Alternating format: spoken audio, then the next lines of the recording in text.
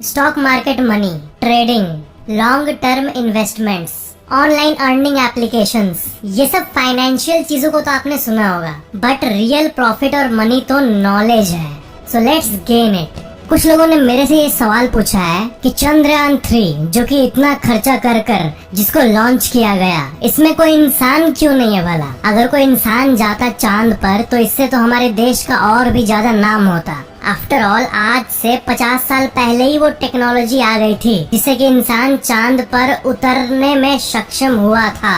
America ने ऐसे 6 missions किए थे जिसमें उन्होंने चांद पर असली में इंसान को उतारने में और उनको वापस धरती पर सेफली उतारने में कामयाब रहे थे। सबसे पहले 1969 में अपोलो 11 में नील आर्मस्ट्रांग और बज एल्ड्रिन ये दोनों मिशन को लीड करके पहली बार इंसान को चांद पर पहुंचाकर एक हिस्ट्री कायम कर दिया कि इंसान ने पहली बार चांद पर एक्चुअल में कदम रखा है। और इस मिशन में वो 21 घंटे 36 मिनट तक चांद पर थे और खुशी के मारे वो कूद रहे थे अपने ही स्पेस सूट में।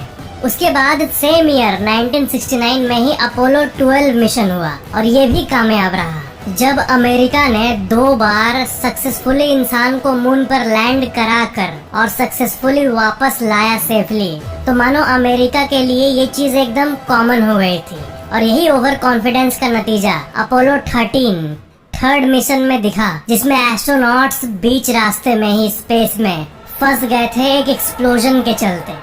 और ऐसा लोग कहते हैं कि ये एक चमत्कार ही है कि वो सारे एस्ट्रोनॉट्स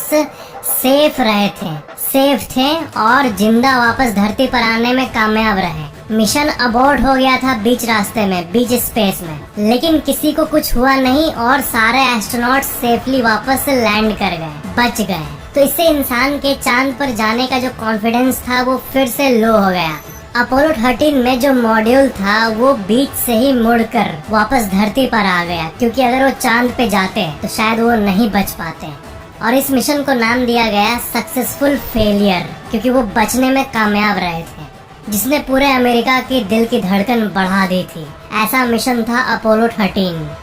1971 में फिर अपोलो 14 हुआ, फिर से कॉन्फिडेंस गैदर करके, और इस बार ये मिशन सक्सेसफुल हुआ जिसमें एस्ट्रोनॉट्स चांद पर उतरे और वापस धरती पर सेफली आए भी। उसके बाद अपोलो 15, 16 और 17 हुआ और लकीली ये सारे मिशंस इंसान को चांद पर उतारने में कामयाब रहे। मतलब टोटल 7 में से 6 मिशंस सक्सेसफुल रहा और एक गॉन रॉन्ग हो गया। लेकिन इन मिशंस के बाद ऐसा कोई मिशन इंसानियत ने नहीं किया जिससे वो चांद पर वापस जाए। इतने साल बीत गए हैं फिर भी। इस पूरे अपोलो प्रोग्राम का जो बजट था वो था करीब $28 बिलियन। इन्फ्लेशन से एडजस्ट करो तो $288 बिलियन, यानी करीब 17 लाख करोड़ रुपए। 17 लाख करोड़ रुपए से सिर्फ 12 लोग चांद पर कदम रख पाए थे।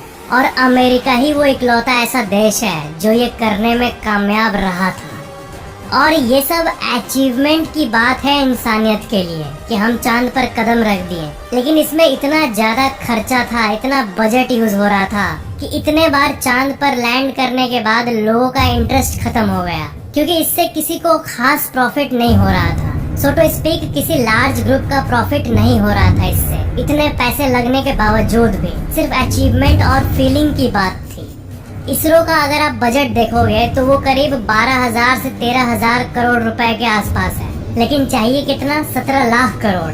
यानी जितना पैसा खर्च होना है इंसान को चांद पर भेजने में, उसका 1% भी बजट अलॉट नहीं होता है इसरो को। और यही कारण है कि चंद्रयान 3 में इसरो ने इंसान को भेजने के बारे में सोचा ही नहीं। ऑफ कोर्स भविष्य में ये चीज होगी जब बजट्स बढ़ेंगे और ये मिशन सक्सेसफुल होगा, तो पूरे विश्व में कंपेयर करें तो भारत की जो अचीवमेंट्स है वो दिन ब दिन बढ़ते जा रही है। तो हो सकता है कि इसरो ऐसा फ्यूचर में लॉन्च करे जिसमें लिटरली इंसान चांद पर लैंड हो, तो ये पूरे विश्व में दूसरा ऐसा कंट्री बन जाएगा जो कि इंसान को चांद पर लैंड कराने में कामयाब रहा। लेकिन एकदम फ्रैंकली बोलूं तो बजट ही वो कारण है जिसके चलते ऐसा नहीं हो पा रहा है। तो ये था आंसर इस सवाल का कि चंद्रयान 3 में कोई इंसान क्यों नहीं बैठा। एक और फन फैक्ट आपको बता दूं कि एस्ट्रोनॉट्स जब चांद से लौटते हैं तो उनको 2 से 3 वीक्स के लिए क्वारंटीन कर दिया जाता है, तक ये पता लग पाए कि वो अपने शरीर पर किसी फॉरेन चीज को तो नहीं ला दिए हैं जिससे इंसान को खतरा है। जी हाँ, ये एक नॉर्मल प्रोसेस होता है मून मिशन का। चैनल को सब्सक्राइब करके बेल आइकन जरूर ऑन कर लेना। Thank you so much for watching this video.